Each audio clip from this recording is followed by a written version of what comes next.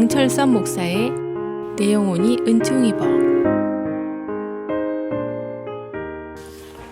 네, 날씨가 많이 추워졌습니다. 여러분 감기에 각별히 유의하시기 바랍니다. 마태복음 7장을 보면 마지막 심판 때의 모습이 나옵니다. 한 사람이 나는 주의 이름으로 선지자 노릇했습니다. 나는 주의 이름으로 귀신을 쫓아냈습니다. 나는 주의 이름으로 많은 권능을 행했습니다. 라고 말하는데 예수님께서는 나는 너를 도무지 알지 못한다. 내게서 떠나가라. 라고 말씀하십니다. 여러분 마지막 심판 때 우리가 이런 말을 듣는다면 얼마나 비극일까요? 그러므로 여러분 우리는 예수님을 만나야 됩니다. 내가 구원받은 하나님의 자녀라는 확신을 가지고 살아야 됩니다. 하나님의 자녀로서 당당히 하나님께 헌신하며 살아야 됩니다. 그렇다면 우리는 어떻게 예수님을 만날 수 있을까요? 첫째, 먼저 선입관을 버려야 됩니다. 사람들이 생각하는 것이 있죠. 그것은 내 판단이 옳다고 생각하는 것입니다. 내 경험, 지식 그리고 나의 직관이 가장 정확하다고 생각합니다. 정말 그럴까요? 여러분 사실은 사람들은 오류투성이고 전문가라고 하는 사람들도 실수투성입니다.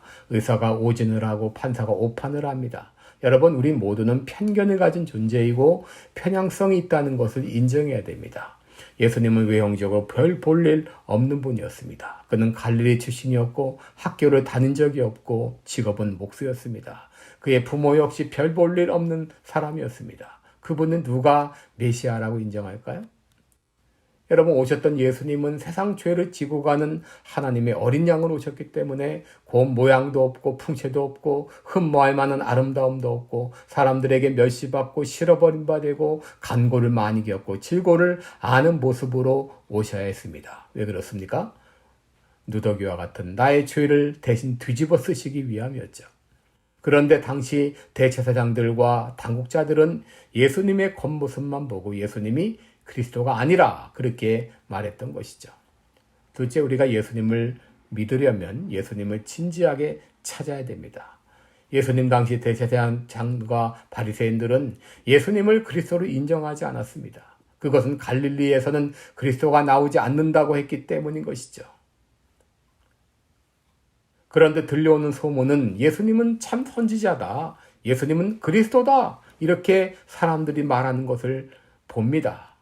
왜냐하면 예수님이 그리스도가 아니라면 하실 수 없는 일들을 하셨기 때문이죠. 물을 가지고 포도주를 만들고 죽을 병을 고치시고 오병이어를 가지고 5,000명을 먹이시고 또 그의 가르침에는 권세가 있었습니다. 그러기에 사람들은 자연스럽게 예수님은 그리스도다라고 말한 것이죠.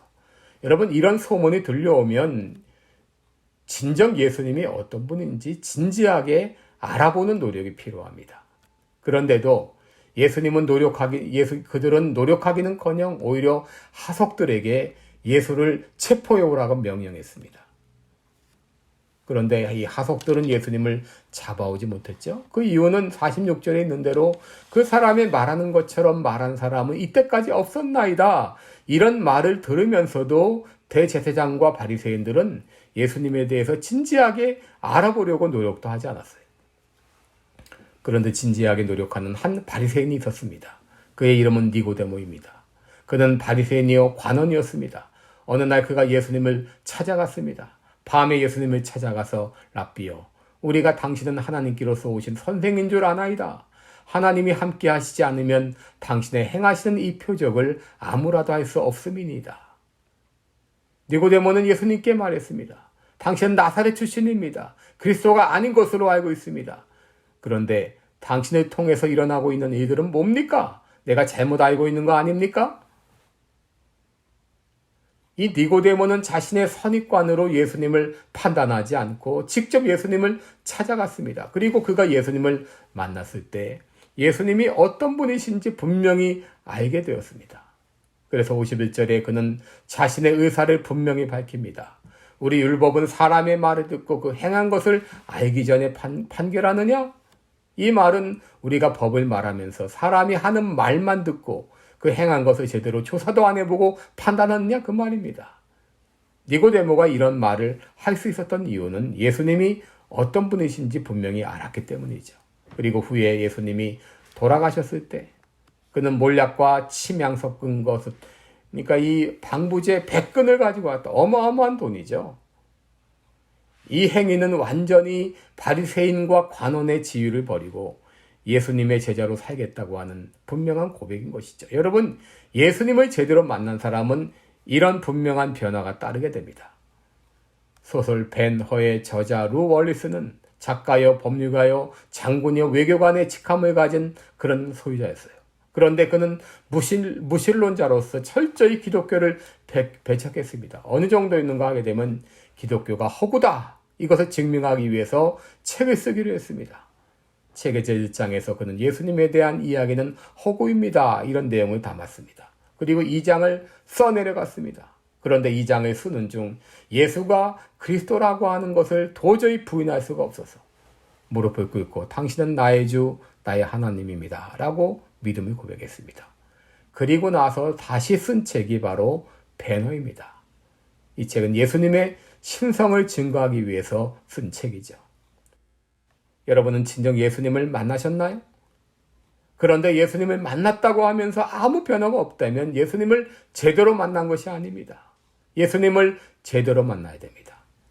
잠언 8장 17절에 나를 사랑하는 자들이 나의 사랑을 입으며 나를 간절히 찾는 자가 나를 만날 것이니라 라고 했습니다.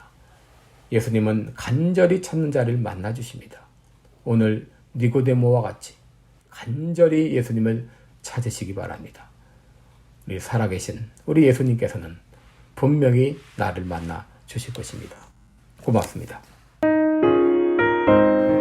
지금까지 시카고 빌라델비아 교회를 섬기시는 방철선 목사의 내용오니 은총이버였습니다.